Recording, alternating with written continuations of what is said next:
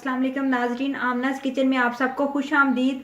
जैसा कि मैंने लास्ट वीडियो में बताया था कि इंशाल्लाह अब मैं आपकी खिदमत में बहुत सारी फ्रूट्स की रेसिपी लेके हाज़िर होंगी, क्योंकि मौसम सरमा जा रहा है, मौसम गर्मा आ रहा है, तो फ्रूट बेशुमार आने वाले हैं जिनमें तरबूज, और हमें उनका यूज़ करना नहीं आता। हम समझते हैं कि बस ये खाने के लिए हैं, लेकिन इसके बहुत सारी जो अशिया भी बन सकती हैं।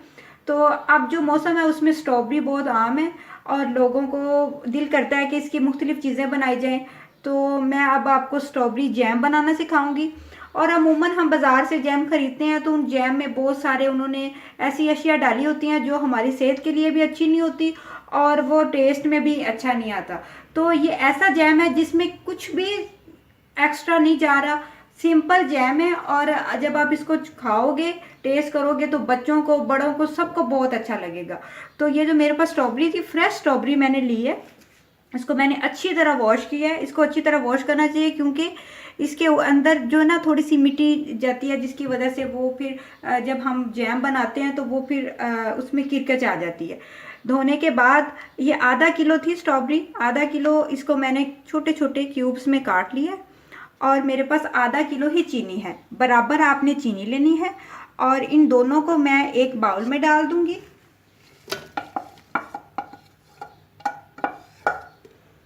और ये चीनी डाल दूंगी।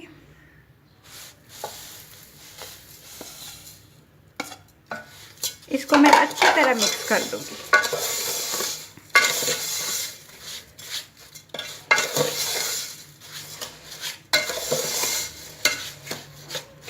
और इसके अंदर मैं हस्बे ज़रूरत तकरीबन आधा कप पानी डाल रही हूँ। वो इसलिए डाल रही हूँ ताकि स्ट्रॉबेरी का जो ये जो चम्स है ना, ये जो स्ट्रॉबेरी के हमने पीस काटे हैं वो अच्छी तरह से गल जाए और सॉफ्ट हो जाए, नरम हो जाए, इसलिए मैं डाल रही हूँ। अब मैं इसको फ्लेम पे पकने के लिए रख दूँगी।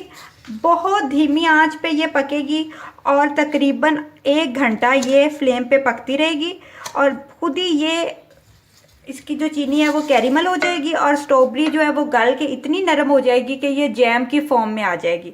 बाकी जो प्रोसीजर है आगे आगे आप खुद ही देखते रहेंगे कि ये किस तरह से फिर उसके बाद ये जब जैम फॉर्म में आ जाएगी, बहुत गाढ़ा नहीं हमने रखना, बहुत पतला भी नहीं रखना, कैरेमल चीनी होनी चाहिए।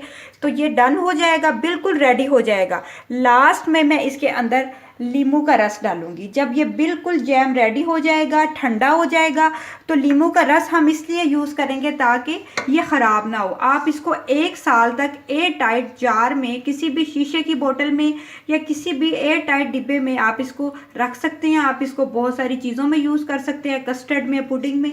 तो चलिए अब इसका बाकी मरला करते हैं जी। तो नाजरीन ये देखें, मैंने इसको चूल्हे पे रख दिया है। मैंने एक दफ़ा आंच को बिल्कुल फुल रखा है ताकि जो हमने पानी डाला और चीनी डाली है वो एक दफ़ा थोड़ा सा इसमें बॉयल आने शुरू हो जाए, ताकि हमें महसूस हो जाए कि ये अच्छी तरह से ये जो पानी है वो गर्म होना शुरू हो गया है और चीनी मेल्ट होनी शुरू हो गया। अगर हम इसको आंच हल्की पे रख दें तो नीचे चीनी बैठ जाएगी और वो कैरेमल हो जाएगी, तो वो बहुत चीड़ी सी हो जाएगी। इसलिए मैं चाह रही हूँ कि मैं चीनी को गर्म करके मेल्ट कर दूं और फिर इसको हल्की आंच पे, बहुत दरमियानी आंच पे, जिस पे हम दम देते हैं राइस को या डिफरेंट चीज़ों को हम हल्की आंच पे रखते हैं, उस पर हम इसको रख देंगे। तकरीबन 1 घंटा ये पकता रहेगा और फिर ये जब ये जो इस स्ट्रॉबेरी के चम्स हैं ये बिल्कुल गल जाएंगे और ये जो चीनी है वो कैरेमल हो जाएगी और ये जैम की फॉर्म में चला जाएगा खुद ही। जी नाजरीन, आप देख सकते हैं कि इसके अंदर बॉयल आने शुरू हो गए हैं। तो मैं इसकी आंच को इतनी कम कर दूंगी जितना कि हम किसी चीज़ को दम देते हैं। बिल्कुल लाइट फ्लेम पे आपने इसको रखना है और इसके अंदर ढक्कन, इसके ऊपर ढक्कन दे देना है और ये अब हल्की आंच पे पकता रहेगा।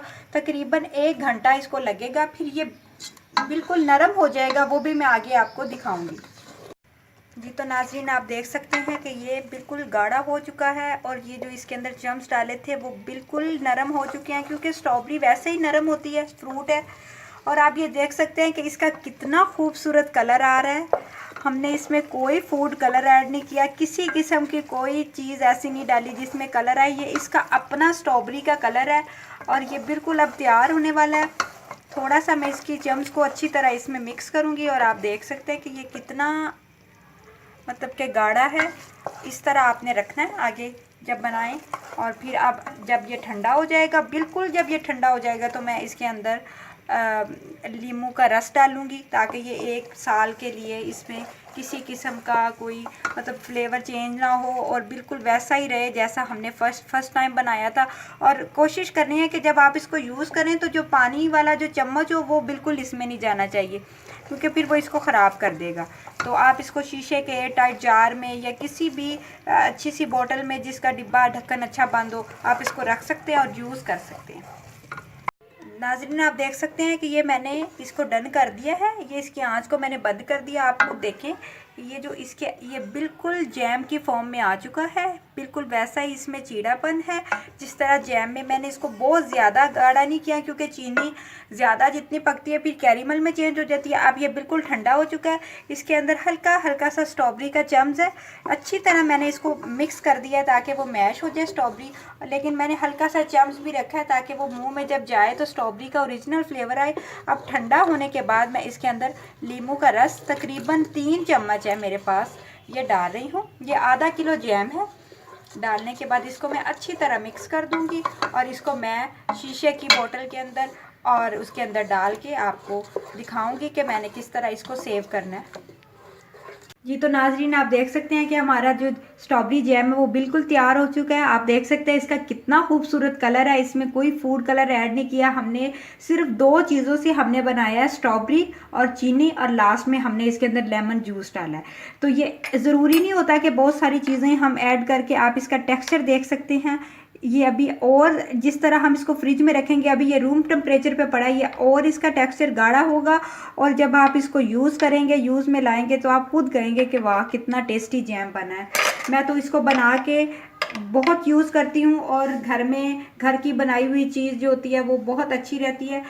इसलिए नेक्स्ट टाइम इंशाल्लाह जैसे जैसे फ्रूट्स आते जाएंगे मैं आपको डिफरेंट फ्रूट्स को यूज़ करना सिखाऊंगी, डिफरेंट फ्रूट्स का जैम बनाना सिखाऊंगी।